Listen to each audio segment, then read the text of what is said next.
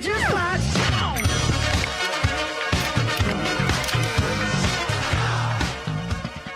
Don't believe me, just watch. We're back on the Morning Brew with friends, and this is Ashley Freskins, the new Miss Duke City, and Sienna Mascarones, who is the Miss Duke City Outstanding Teen, and you were just crowned a couple weeks ago. Yes. And then you get to wear the sash. And I got my scarf, my soul scarf. I wonder if I could like Tie it around. Does it go over his shoulder? Does it have to Says go over Albuquerque, like this? Yeah. There we go. And we'll see if this is like, is this Albuquerque Soul approved, Lencho? Only if the logo is showing, he says I can wear it like that. We'll see. But I feel I would need this in like a crown. Yeah, definitely. You can't forget the Right? tiara. Right? Do you just wear those everywhere you go? Basically. I love it. I love it. So you've had your tiara since November? Yes. And you've had yours now, what, 3 weeks? Yes. So you being Miss Duke City Outstanding Teen, what is that? What does that mean? Well, being the teen, it's just a younger age difference. So we go from 13 to about 17, I think. And how old are you? I am 15. 15. Just turned 15. But it's a great opportunity to earn scholarship money and, kind of prepare myself so that when I become a Miss and I do Miss New Mexico, I can just have more experience. So this is your next step. You want to grow through the organization. And this is Miss America that you guys are in, which is, there's several different pageant systems, but Miss America, what is it? You guys have to show that you have a talent. Yes. And then you have to go through a full battery of like a million interviews, right? Yeah, it's a 10-minute interview, and they can ask you anything from political questions to questions about yourself. And then we also have a modeling portion, so we model a swimsuit and an evening gown. And we do an onstage question as well. Is it hard to do the onstage question, or is it hard to do like the 10-minute interview? I know some people, you're on stage and you got all your friends and family in the audience, and then they like ask you something crazy. And is that harder, or is it harder to sit there and try to have a conversation interview with somebody for 10 minutes? I would definitely say that the onstage question is more nerve-wracking because there's more eyes on you, obviously. But it's really, if you just, take a deep breath and think about what you're going to say, you should have it down. Very cool. So the next step for you guys is state? Yes. Right? And the state competition is when and where? It's June 13th through the 18th, and it's at Eastern New Mexico University. In Portales? Yes. Yes. Oh, that'll be fun. Well, and it is like this multi-day event. Have you gone to see the state competition before? Yeah, I actually competed last year. Oh, very so, cool. Yeah. So you're coming back. You're an old pro at this then. Yeah, kind of. And what did you learn last year? What do you want to do this year? It's really a growing experience. Every year you go, you learn something new about yourself. So I just hope that this year I can improve and, do my best. Excellent. So what high school do you go to? I go to Valley High School. And do you wear the tiara to high school?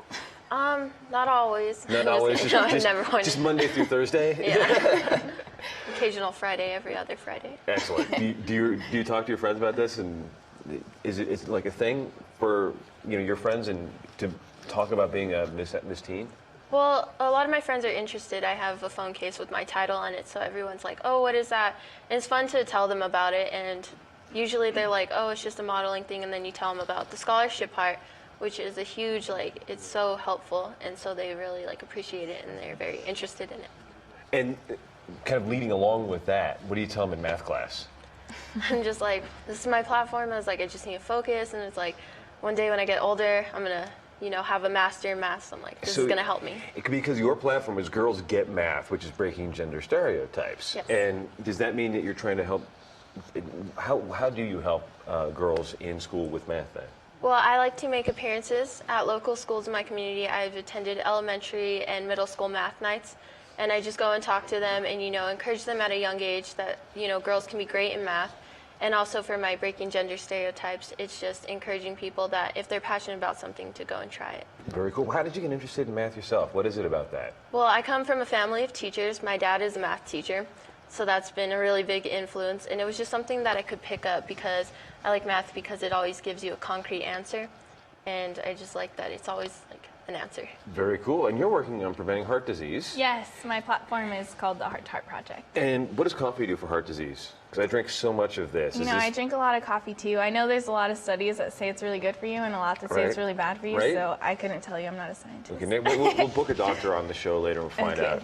But how'd you get interested in heart disease? Well, heart disease has actually affected women in my family, and unfortunately it kills 1 in 3 women, but it's 80% preventable. So as an advocate for the American Heart Association, I want to make that aware to our community and let people know that just by making a simple lifestyle change that they can, prevent heart disease and continue the fight against it. What are 3 quick things people can do?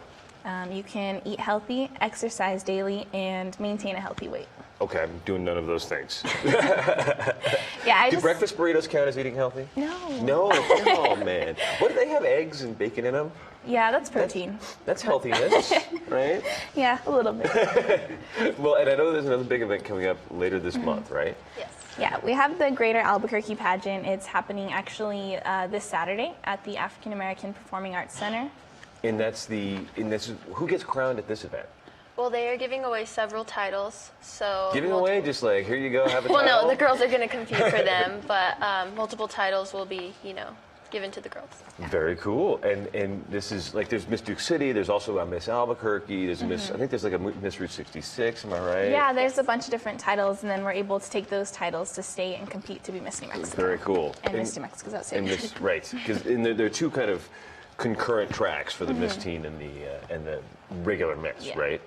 And so what is your next big event? Where do you get to go? What do you get to do as Miss Duke City? We have a lot of appearances that we're going to be doing together because we're the Miss Duke City Dream Team. That's what we like to call ourselves. So yeah, we have a lot of things planned. So you feel like your little sister in this whole thing? Yeah, is that kind of how it's working out? I've actually known Sienna for a really long time, so it's awesome that we get to reign together this year. That's cool. That's very cool. Well, we'll see you guys on is it the 27th? Yes. At the African American Performing Arts Center and at the Fairgrounds at Expo New Mexico. Yes. And we'll see who wins the next round of titles and gets a tiara. And we'll be back in a couple of seconds on the Morning Brew with Friends.